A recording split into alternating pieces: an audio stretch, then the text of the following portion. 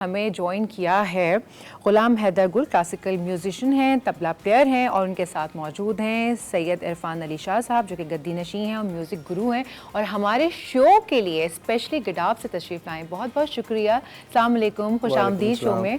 कैसे हैं आप लोग? खैरियत से? ठीक ठाक? अल्हम्दुलिल्लाह। आपका बड़ा शुक्रिया बुलाने का, डॉन न्यूज़ का और आपका। जी, अब मुझे बड़ा ही अच्छा लगता है कि जब कोई म्यूज़िक इंडस्ट्री से हमारे प्रोग्राम में आता है, ज्वाइन करता है। मैं बात करना चाहूँगी सबसे पहले कि तबला, गाना, ये सब कुछ आपकी फैमिली में था?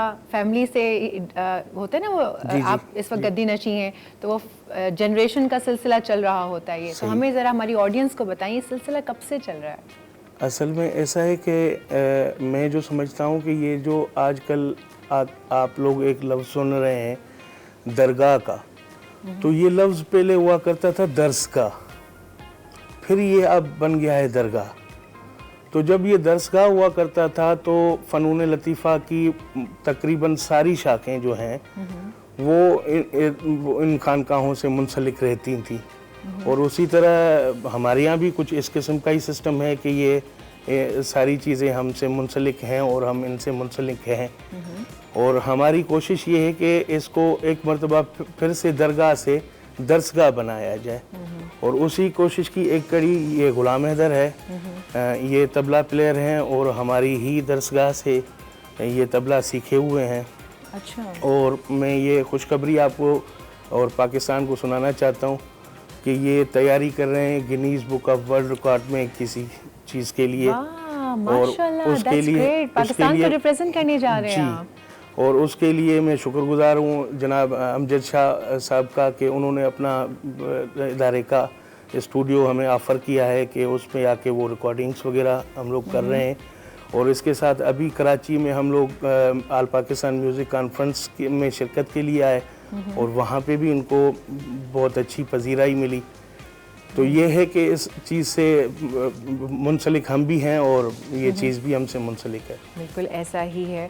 और मैं चाहूँगी कि थोड़ा सा हम सुन लेते हैं, जब आप इतनी बड़ी जगह पर जाने के लिए तैयारी कर रहे हैं, हमारी जो ऑडियंस है जाहिर सी बात है वो भी बड़ी एक्साइटेड हो गई होगी क्योंकि पाकिस्तान को रिप्रेजेंट करना कहीं इतने बड़े लेवल पर जाके ये कोई कम बात नहीं है। तो आप सुनाएं कि क्या प्रैक्टिस कर रहे हैं, पाकिस्तान को कैसे रिप्रेजेंट करने वाले हैं? एक चीज़ अगर मैं थोड़ा सा कहना चाहूँ कि अगर हम लोग सिर्फ तबले के इल्म पे आते हैं क्लासिकल के अंदर, तो सिर्फ तबले के अंदर इल्मुल आदात, इल्मुल हुरूफ, इल्मुल कलाम, इल्मुल बयान, इल्मुल उरूज और इसके साथ इल्मुल नजूम, इस सारे उलूमों को इकट्ठा करके तो अमीर खुसरो साई ने ये तबले का आइन बनाया था।